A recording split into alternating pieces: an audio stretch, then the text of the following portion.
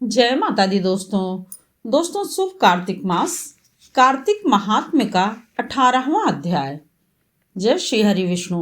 नारद जी ने कहा, हे राजन, देवताओं ने तीनों महादेवियों से प्राप्त उन बीजों को जब वृंदा के चिता स्थान पर बो दिया तो वहां उन बीजों में से 3 वनस्पतियां उत्पन्न हुई।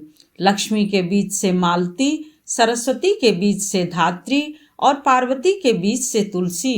उन उत्तम वृक्षों की लताओं को देखकर भगवान विष्णु का विषाद दूर हो गया। विष्णु ने वृंदा की लालसा करने वाले नेत्रों से कामासक्त होकर जब उनकी ओर देखा तो धात्री और तुलसी ने तो विष्णु को सप्रेम अपनाया, किंतु लक्ष्मी ने तो ईर्ष्यावश होकर बीज प्रदान किया था। इस कारण वह विष्णु को प्रिय न हो सके। इसी कारण उस बीज से उत्पन्न होने वाली वनस्पति ईर्ष्यालु स्वभाव वाली हुई और उसका नाम बर्बरी पड़ा। धात्री और तुलसी भगवान विष्णु को अत्यंत प्रिय हुई। हे राजन, वृंदा का शोक भुलाकर भगवान विष्णु धात्री और तुलसी को लेकर बैकुंठ लोक चले गए। यही कारण है कि कार्तिक मास में भगवान विष्णु के पूजन के साथ जब तक तुलसी का पूजन नहीं होता तब तक प्राणी को कार्तिक मास के सेवन का फल प्राप्त नहीं होता है।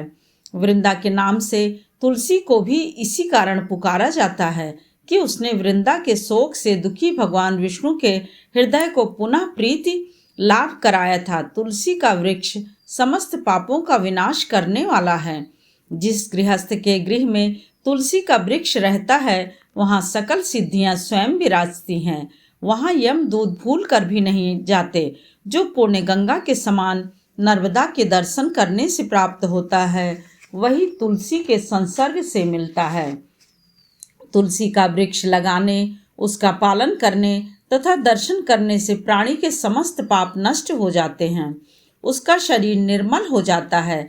जो प्राणी तुलसी के मंजरियों से भगवान विष्णु और महादेव जी का पूजन करते हैं वह मोक्ष पाते हैं। उनका पुनर्जन्म नहीं होता। पुष्कर तीर्थ, गंगा नदी और वासुदेव जैसे देवता तुलसी में वास करते हैं।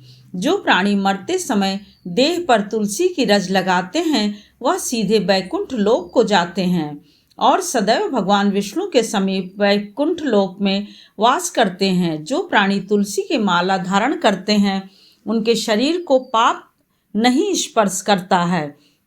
हे राजन, तुलसी की छाया में किया हुआ श्राद्ध अक्षय होता है।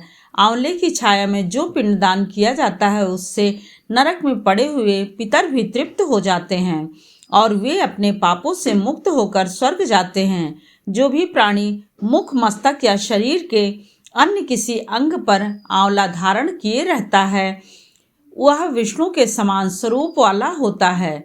जिस प्राणी के शरीर पर आंवले का फल, मुख में तुलसी और शरीर पर द्वारिका की रज होती है वह जीवन मुक्त होता है। जो जल में तुलसी पत्र तथा आंवले को डालकर स्नान करता है वह गंगा स्नान का फल प्राप्त करता है। जो प्राणी भगवान श्री हरि का पूजन आंवले के पत्तों और फलों से करते हैं उनका पूजन स्वर्ण मणि और मुक्ताओं के पूजन तुल्य होता है। कार्तिक मास में तुलसी और आंवले को नहीं तोड़ना चाहिए।